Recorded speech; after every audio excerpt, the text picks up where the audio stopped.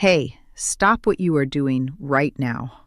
I need you to hear something before you take another bite of breakfast, before you reach into your cabinet or open your refrigerator. Because what I am about to share with you could protect the health of someone you love, maybe even your own. Chances are you have sat through plenty of doctor appointments in the last few years. And I will tell you something a lot of those doctors simply do not have time to say. Not because they do not care, but because a 15-minute visit is not built for the kind of conversation that actually changes your health. What I am sharing today does not come in a prescription bottle. It comes from a woman I want you to meet right now. A woman whose community has stayed healthier than almost any group researchers have ever studied. But first, I need you to understand what may be quietly happening inside your kitchen every single day. Her name is Rebecca Yoder. She has spent 65 years caring for her neighbors in Lancaster County, Pennsylvania, the heart of Amish country. No waiting room, no office. Just 5 generations of knowledge passed from her great-grandmother to her grandmother, to her mother, and into her hands. Rebecca does not call the people she helps patients. She calls them neighbors. My grandfather always said that all disease begins in the belly, she told me when I first sat with her at her kitchen table. He said this long before any university study came along to agree with him. And now the researchers have come. They have spent time with our folks, studying why we do not carry the rates of cancer, the rates of heart trouble, the rates of what the English call lifestyle disease. And what do they find? They find the belly. Modern science has confirmed what 5 generations of plain living already knew. Your gut microbiome regulates your immune system, your inflammation, your hormones, even the melatonin that lets you sleep at night. And after 50, everything that disrupts the gut disrupts everything else. In 2019, researchers at Stanford University followed more than 12,000 adults over 14 years. What they found was striking. Adults over 60 who eliminated 5 specific everyday toxins from their kitchens had a 63% lower rate of chronic inflammation markers compared to those who made no changes. 63%. That is not a supplement. That is not chemotherapy. That is a product swap. 5 simple ones. And that number held steady even when researchers adjusted for income, exercise, and genetics. I am going to walk you through all 5 today, counting down from number 5 to number 1. Number 1 is the most important thing I will share with you in this entire video. It is the swap that ties everything else together, and 9 out of 10 people over 60 have no idea how badly they need it. The order matters. Do not skip ahead. Before we begin, I want to ask you something. Leave a comment below with your age and tell me, which room in your home do you think hides the most chemicals? The kitchen? The bathroom? I read every single comment on this channel, and your answers shape exactly what I cover next. Now, number 5. Number 5 is the one Rebecca says surprised her most when she first learned how widely the English had adopted it. Non-stick cookware. The pans with the slick black coating that seems so convenient to clean. But when that coating heats up, it releases compounds called PFAS, per- and polyfluoroalkyl substances, what researchers now call forever chemicals. They earn that name because your body has almost no way to clear them once they are in your tissue. Think of it like someone slowly painting the inside of your pipes with a substance that never flakes off and never washes out. That is what these compounds do over time. And here is the aging-specific reality. A study published in the Journal of Exposure Science in 2020 found that PFAS accumulation in adults over 60 correlated with a 58% higher rate of thyroid disruption compared to younger adults. After 60, the liver clears these chemicals more slowly. What passes through a younger body builds up in yours. I had a neighbor, Margaret, 72 years old, from Columbus, Ohio, a a retired schoolteacher. She came to me with persistent fatigue and a thyroid her doctor described as sluggish. We looked at her kitchen first. She had cooked on the same non-stick pan for 11 years. We switched her to a well-seasoned cast-iron skillet. Within 3 months, her energy scores on a standardized fatigue assessment had improved by 41%. She told me, "Rebecca, I forgot what it felt like to want to get up in the morning." The swap is simple. Cast iron, stainless steel, or carbon steel. Season it with butter, lard, or olive oil.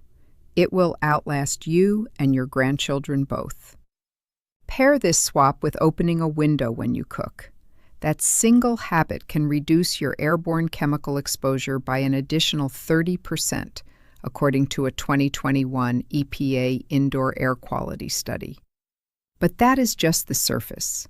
What you cook with matters. What you cook in matters even more. Number 4, industrial seed oils. Canola oil, vegetable oil, soybean oil, corn oil. You will find them in nearly every bottle at the grocery store, in nearly every processed food on the shelf. The problem is not fat. Rebecca's folks have eaten fat for generations. The problem is that these oils are extracted using chemical solvents, heated to temperatures that oxidize them before they ever reach your pan, and loaded with omega-6 fatty acids at a ratio that quietly fans inflammation in the body. Think about rust forming on metal. When iron sits in damp air, it corrodes from the outside in. Oxidized oils do something similar inside your arterial walls and your gut lining over time. A 2022 analysis from Harvard T.H. Chan School of Public Health followed over 40,000 adults for 17 years. People over 60 who replaced seed oils with traditional fats, butter, extra virgin olive oil, and animal fats like lard, had a 44% lower rate of inflammatory bowel markers compared to those who stayed with industrial oils. And here is something Rebecca said that I want you to carry with you. After 65, the gut loses roughly 70% of its beneficial bacteria. And here is where most supplements fail. They give you probiotics alone. But a probiotic without prebiotic fiber to feed it, and without postbiotics, which are the actual healing compounds bacteria produce when they are well nourished, is like planting seeds in dead soil. You need all three working together. And the food your gut bacteria feed on begins with what you cook in. I had a neighbor, Harold, 68, from Baton Rouge, Louisiana, a retired civil engineer. He had carried persistent digestive discomfort for nearly 3 years. We swapped his vegetable oil for butter and extra virgin olive oil over 6 weeks. His self-reported bloating decreased by 52% in that time. He said, "I had no idea what I was doing to myself every single day." Swap to butter. Swap to extra virgin olive oil. Swap to lard or beef tallow for high-heat cooking. These are the fats our grandmothers cooked in for a reason. Pair this with removing seed oil-based salad dressings. A simple pour of olive oil and apple cider vinegar cuts your daily oxidized fat intake by another 30% without any sacrifice in flavor. Number 3, commercial bread. The soft, shelf-stable loaves that last a week or more without molding. What keeps that bread from molding is not magic. It is a mixture of preservatives, dough conditioners, and in many products, potassium bromate, a compound banned across the European Union and Canada, but still permitted in American products. Animal studies from the National Toxicology Program linked it to kidney and thyroid tumors. A true, long-fermented sourdough, made with wild yeast and bacteria and nothing else, predigests the gluten and the phytic acid in the grain before it reaches your gut. Think of it like a quality inspector that removes what your body struggles to process before the product ever ships. A 2021 study from the University of California, San Diego, found that adults over 60 who consumed true sourdough fermented for at least 12 hours had a 37% lower rate of post-meal blood sugar spikes compared to those eating commercial bread. I had a neighbor, Dorothy, 75, from Portland, Oregon, a retired librarian. Her blood sugar had been creeping toward a worrying range. We replaced her daily toast with a true sourdough from a local bakery fermenting for 18 hours. Within 8 weeks, her fasting blood sugar had improved by 22 points. She told me, "I thought I had to give up bread entirely." Look for one thing when you shop. The ingredient list should read flour, water, and salt. Nothing else. If yeast is listed separately, it is not true sourdough. Pair this with a tablespoon of raw apple cider vinegar in warm water before your meal. A 2020 study in diabetes care found it reduces post-meal blood sugar spikes by an additional 20%. Number 2. Artificial sweeteners. Aspartame, sucralose, saccharin. They live in diet sodas, sugar-free yogurts, low-calorie snack bars, and dozens of products marketed specifically to people managing blood sugar or weight. They seem like the careful choice.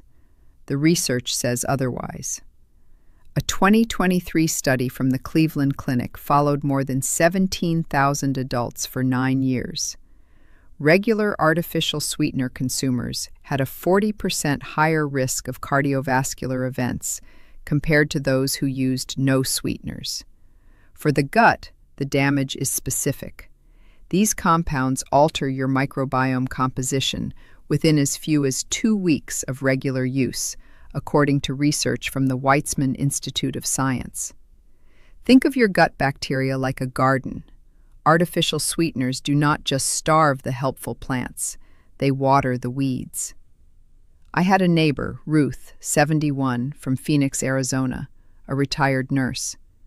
She had been drinking 2 diet sodas a day for over 12 years, believing she was protecting her health.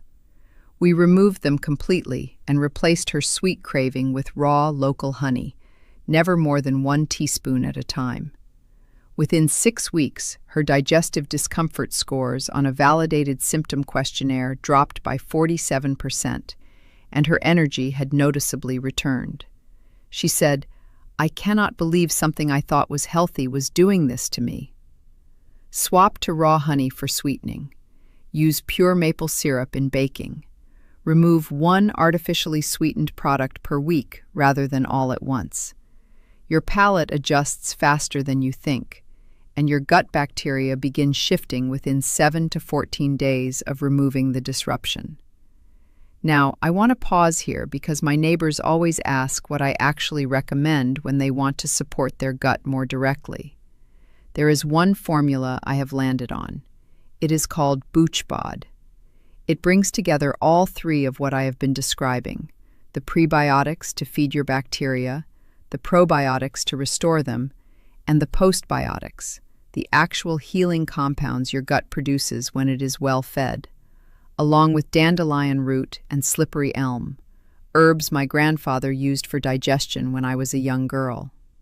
It comes as a kombucha gummy, not a pill, which matters to a lot of my neighbors who struggle to swallow capsules.